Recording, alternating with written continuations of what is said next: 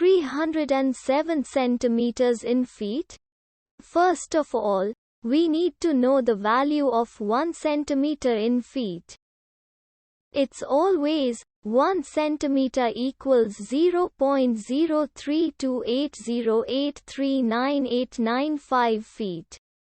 Now we have to multiply 0.03280839895 by 307. Therefore, 307 centimeters times 0.03280839895 feet equals 10.07217847765 feet. So, in other words, 307 centimeters equals 10.07217847765 feet. We hope you have enjoyed this video. Please like and subscribe to our channel for more videos like this.